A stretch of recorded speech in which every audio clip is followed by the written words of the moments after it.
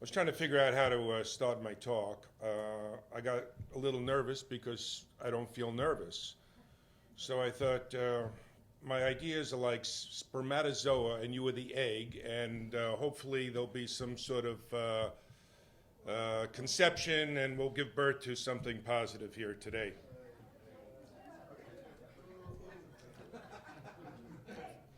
For those who couldn't handle that opening, William James said, "True wisdom is to be ready for anything." I direct your attention to Ben over there, who's wearing a green nose. Thank you. And I'm going to have one of the presenters recite a jaywalking poem, but not at this moment. Okay. I wrote down the topic. I was hoping the moderator would read it, but I'll have to go to it because I can't memorize. I didn't memorize it. Okay, here we are. This is my topic: exercising my right to wait for the light, armed with general semantics insights to illuminate reality and its possibilities. I'm very pleased that I was preceded by Daniel, who talked about spirituality.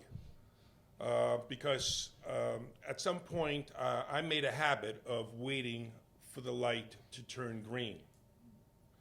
And I do a lot of things during that time. Now today, when I left the house, I only waited 1 second and the light changed. Some of you who came here today didn't bother waiting a second, you just walked through the red light. By a show of hands, how many people walked through the red light today? All right, it's not like an AA meeting, you can relax, okay. Okay, now for those of you, I'm warning you that you are never going to experience waiting for the light ever again the same way. So if you can't handle that, you can take a break, but it's called weight training. Weight training when you're waiting for the light. And you could watch all of the people walk through the red light. If they're not, cars may not be coming, or they may be coming and they still walk. I turn it into a great opportunity for myself. I'll see somebody starting to walk and a car comes and I shout out, "All right, your brakes work." And I get a laugh. It's fun. It's interactive. Last year, when I was a speaker for the first time, and I was honored to be so, and the same again this year, I mentioned that my father was a nurse, but my mother never nursed me. So, and I grew up in Coney Island, so this is an opportunity for me to connect and interact, even with strangers. Very often, I'll see a parent or a caregiver, an older brother or sister wait with a couple of kids for the light to change green, and then there are adults walking right through the red light in front of these kids, and I sometimes will say, "What kind of role model are you?" Or when the light turns green, I'll tell the kids, "Hey, give your mother a raise. She waited for the light. She's a good role model." Occasionally, I'll have a bee with me, and I'll give it to her. It's a freebie, and I brought enough for everybody to have freebies. Ben asked me about the noses last night. It doesn't really tie in that much, but I brought an ample supply of noses for those of you who don't know what you're going to do on Halloween. At this point, I invite Dan Geddes to come up here and just recite my poem. This is one of 3 poems. It was a song. I used to sing these to the guys in the paddy wagon going downtown on the late shift. And I said, "This is probably the worst punishment you're going to get." Please. Okay. And will you stand up with the green nose, please, Ben? Yeah, you can join him over there. Okay. To remind you. Oh, can I address him as if he's the jaywalker? If you choose. And meanwhile, I'm going to. Okay. You're going to do something else. Okay. Well, wait. Before you start, I brought a red and green heart balloon. This is for the people who need a little visual. Okay. 1 second. Wait. Sure. I'm glad they didn't break. This is in the red family. It's not exactly red. Okay. Go ahead. Thank you. It's called Hey Walker, Jaywalker. Hey Walker, Jaywalker, You're doing things bad for me. A car may try to avoid you and end up coming towards me. I step right out when it's time to go, not before. I'm no schmo. You can learn to wait your turn.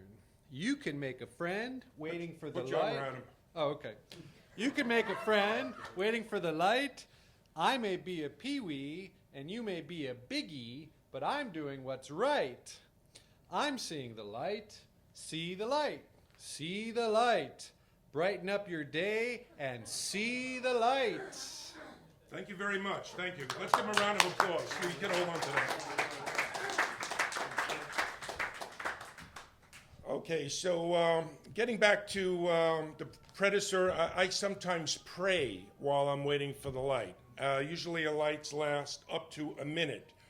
And for those of you who are atheists or agnostics, who know people in a hospital who are suffering, etc., or you have a sick pet, this is an opportunity for you to apply your energy, your thoughts, to think about those individuals. Now, I wrote this down. I have an iPhone like many of you. There's a guy in Iran who's actually, I happen to be Jewish, but it's not relevant here. But I said it anyway, because this is Shabbos. All right.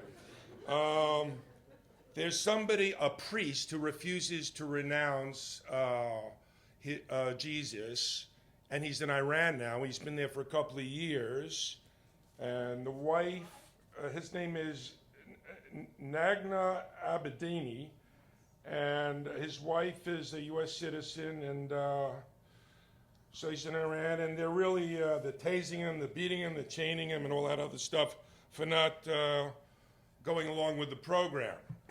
So, if you're at a traffic light, rather than walk through the red light, you have an opportunity to hope and apply your mental energy to have him released.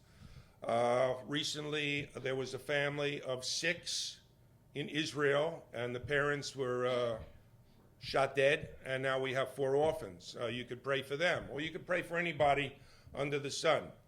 So when I wait for the light, also it's a way of getting attention, because a lot of people are wondering, why is this guy waiting? There are no cars coming.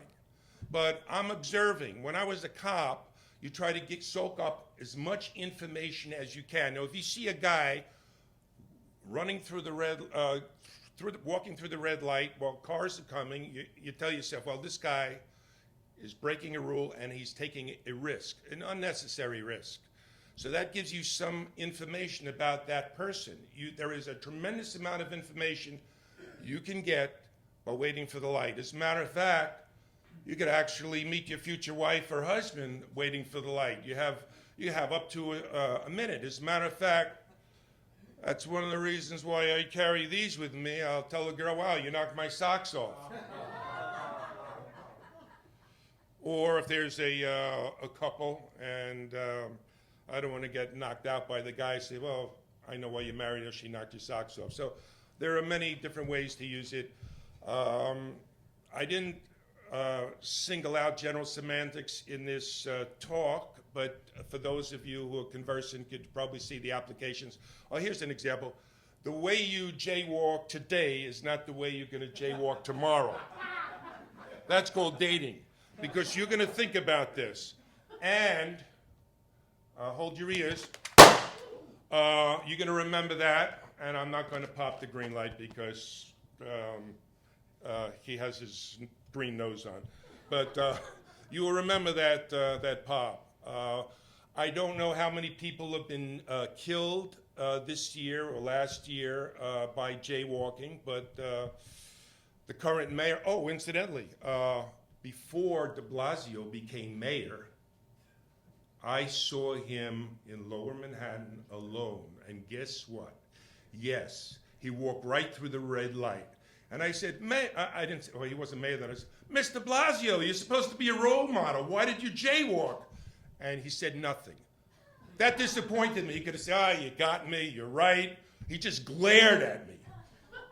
I guess he didn't know who I was, so I guess he played it safe. That's ironic, right? He walked to the red light, but he played it safe by not saying anything to me. Anyway, I also saw Commissioner Bratton jaywalk. In between his reins, he got out of a cab and he walked to the red light. I mentioned that to him once. He also ignored me, but I have seen him since then, because I go to various events in the police department, the Showroom Society. I entertain the widows and orphans of cops.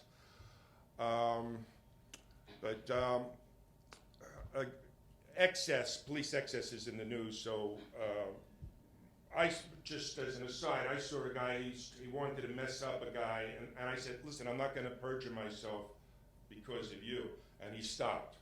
He behaved himself. So you have to be proactive sometimes.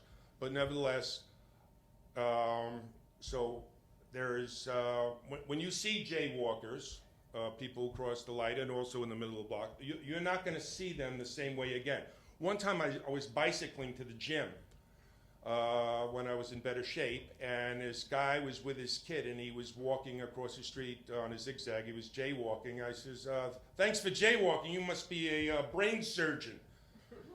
I think I got under his skin. I think he was, because he kicked me. But he didn't hurt me. He didn't knock me down from the bicycle.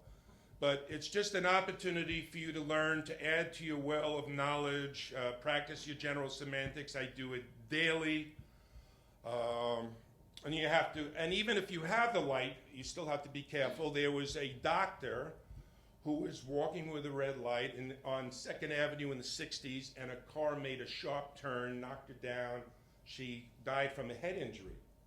So you still have to be alert. You have to use the general semantics term, what do they call, know what's going on? What is the abbreviation of that? Yeah, what is that? WeGo or something? WeGo, yes. So it's important to know what's going on. Now, I don't know how many of you live in Manhattan, but last week there was a guy delivering Chinese food on his bicycle going against traffic. I said, wrong way. He said, how'd you know my name? Thank you. Anyway, so I do pray or try to reflect on important things. Now, just imagine. Now, general semantics doesn't have a superstar. Ben is an actor. It would be great if somebody stepped up to the plate. The most famous general semanticist I know is S.I. Hayakawa, who is the senator of California. There are great authors here and among giants, but we need a superstar, because general semantics is like an airplane in hold waiting to land, and I think it's overdue. The schools do not promote critical thinking. I lost my teacher's license after 35 years because I pressed that to get the class quiet, and some girl said I said it was my man boob, which was a fabrication. They were out to get me, but at least I got a joke out of it. The New York City Department of Bee Education. Yeah, I know that's a grown-up, but nevertheless, critical thinking is not a high priority in the school systems throughout the country. A lot of people don't value the right to vote. Some people vote more than once. So I think it's really important that every general semanticist step up to the plate and share it with others. And one way to do that is simply to wait for the light to turn green. All right, I think I've said enough, and thank you for your attention.